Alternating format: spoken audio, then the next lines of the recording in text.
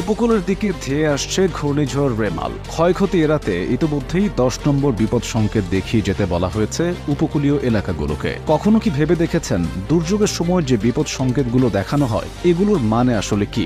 1 নং দূরবর্তী সতর্ক সংকেত।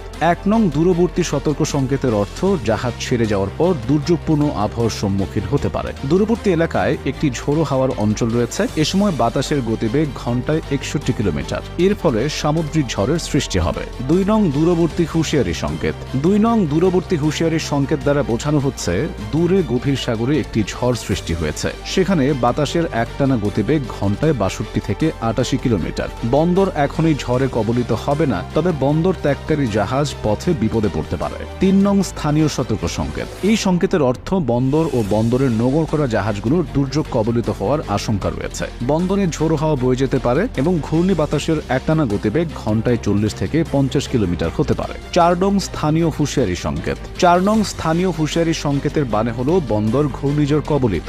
বাতাসের সম্ভাব্য গতিবেগ ঘন্টায় 51 থেকে 61 কিলোমিটার। তবে ঘূর্ণিঝড়ের চূড়ান্ত প্রস্তুতি নেওয়ার মতো তেমন বিপজ্জনক সময় এখনো আসেনি। 5 নং বিপদ সংকেত। এটির অর্থ বন্দর ছোট বা মাঝারি কিংবা তীব্রতর এক সামুদ্রিক ঝড়ের কবলে পড়বে। ঝড়ে বাতাসের সর্বোচ্চ একটানা গতিবেগ ঘন্টায় 62 থেকে 88 কিলোমিটার। ঝড়টি বন্দরটিকে বাম দিকে রেখে উপকূল অতিক্রম করতে পারে। 6 নং বিপদ সংকেত। 6 নং বিপদ সংকেত দ্বারা বোঝানো হয় বন্দর ছোট বা মাঝারি তীব্রতর এক সামুদ্রিক ঝড়ের কবলে পড়বে। ঝড়ে বাতাসের সর্বোচ্চ একটানা গতিবেগ ঘন্টায় 62 থেকে 88 কিলোমিটার। ঝড়টি বন্দরকে ডান দিকে রেখে উপকূল অতিক্রম করতে পারে।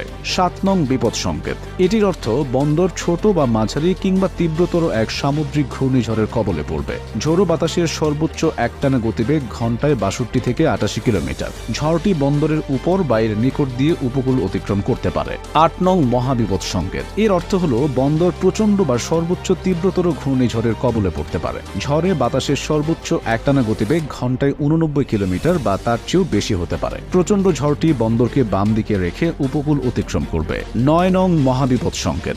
9 নং মহাবিপদ সংকেতের অর্থ বন্দর প্রচণ্ড বা সর্বোচ্চ তীব্রতর এক সামুদ্রিক ঘূর্ণিঝড়ের কবলে পড়বে। ঝড়ে বাতাসের সর্বোচ্চ একটানা গতিবেগ ঘন্টায় 89 কিলোমিটার বা এর বেশি হতে পারে। প্রচণ্ড ঝড়টি বন্দরকে ডান দিকে রেখে উপকূল অতিক্রম করবে।